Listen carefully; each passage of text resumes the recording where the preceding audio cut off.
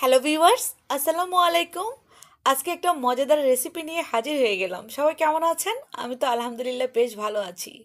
আজকের রেসিপিতে রয়েছে গুঁড়া দুধের রসমালাই। গুঁড়া দুধ দিয়ে আমরা সহজেই কিন্তু রসমালাই বানিয়ে ফেলতে পারি নিজেরাই বাসায়। তবে সেই রেসিপিটা আজকে আমি সহজভাবে করে দেখানোর চেষ্টা করব। আশা করি সেই পর্যন্ত আমার সঙ্গেই আছেন।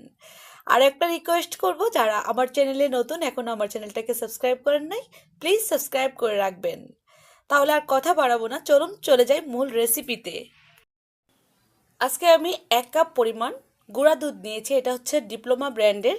আপনারা চাইলে কিন্তু যে কোনো ব্র্যান্ডের নিতে পারেন গুঁড়া দুধ। দিয়ে দিব 1 টেবিল চামচ পরিমাণ ময়দা, আর দিয়ে দিব বেকিং পাউডার 1 চা চামচ পরিমাণ। আমি একটা ডো তৈরি করব, সেজন্য কিন্তু সবগুলো উপকরণ দিয়ে নিচ্ছি। ঘি দিয়ে দিচ্ছি 1 টেবিল চামচ পরিমাণ।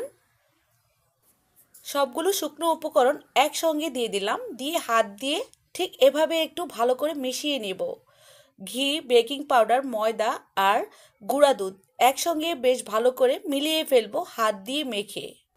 বেশ ভালো করে আমি হাত দিয়ে মিশিয়ে ফেলেছি সবগুলো উপকরণ। এখন এর মধ্যে আমি একটা ডিম দিব।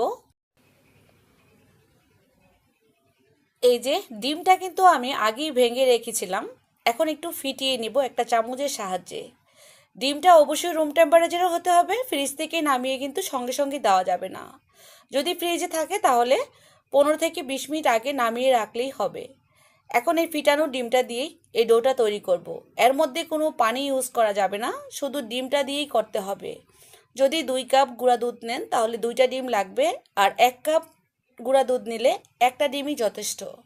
একটা সুন্দর স্টিকি ভাব ডো তৈরি হয়ে গিয়েছে। খুবই আঠালো হবে কিন্তু এই ডোটা। হাতে যখন আমরা ঠিক এভাবে ময়ান করব তখন কিন্তু হাতটা লেগে লেগে থাকবে, আর তখনই বুঝে নেব যে আমাদের ডোটা পারফেক্ট হয়েছে। এটা কিছুক্ষণ রেখে দেওয়ার পর সুন্দর সেট হয়ে যাবে।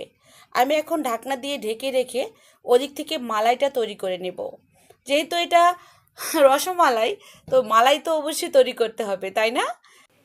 মালাই তৈরি করার জন্য আমি এখানে হাফ লিটার দুধ দিয়ে দিলাম। দুধটা আমরা যে কোনো দুধ নিতে পারি, তবে লিকুইড দুধ হতে হবে। দিয়ে দিব 2 টেবিল চামচ পরিমাণ চিনি আর 2টা সাদা এলাচ। কনডেন্স মিল্ক দিয়ে দিলাম আমি এখানে 3 টেবিল চামচ পরিমাণ। চিনিটা কম দিয়েছি, যেহেতু কনডেন্স মিল্ক দিয়েছি সেজন্য কিন্তু চিনির পরিমাণ কম দিয়ে দিলাম। আর দুধটা যেহেতু পরবর্তীতে ঘন হয়ে যাবে, সেজন্য কিন্তু চিনির পরিমাণটা বুঝে শুনে দিতে হবে, যে যেমনটা মিষ্টি খেতে চান। একটা বলক উঠিয়ে নিলাম দুধটাকে। আর কিন্তু বলক উঠানো লাগবে না। এখন চুলার আঁচটাকে একদম নিভো নিভো করে দেব আমি, যাতে করে দুধটা বলক এসে পড়ে না যায় বা ঘনও না হয়ে যায়।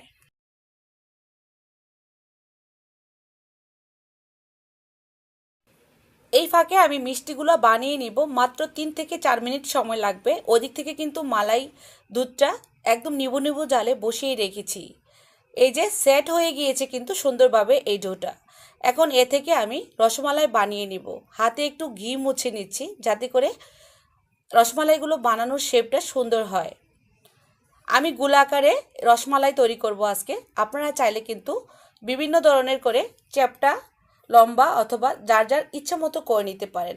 আমি সামান্য পরিমাণ করে এই ডোটাকে নিয়ে হাতে নিয়ে ঠিক এভাবে করে গোল গোল করে রসমালাই শেপগুলো তৈরি করে নেব। এই যে চাইলে কিন্তু আপনারা এরকম করেও নিতে পারেন। আমি আজকে গোল গোল করেই বানাবো।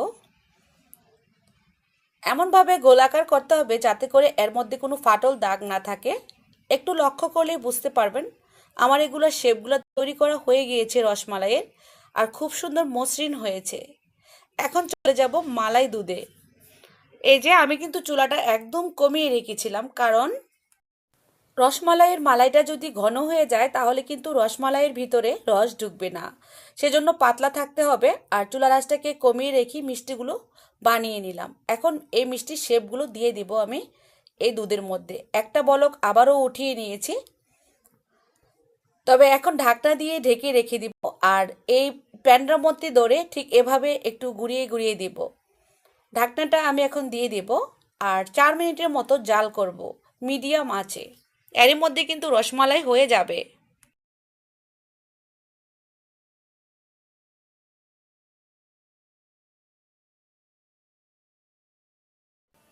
এই যে একটু লক্ষ্য করলে বুঝতে পারবেন মাশাল্লাহ আমার রসমালাইগুলা কিন্তু খুবই সুন্দর ফুলে উঠেছে আর দেখতেও কিন্তু লোভনীয় হয়েছে।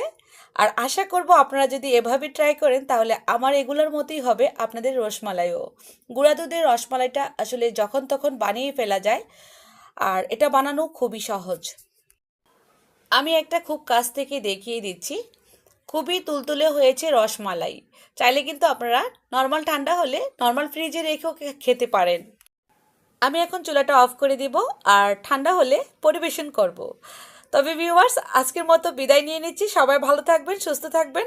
আল্লাহ হাফেজ।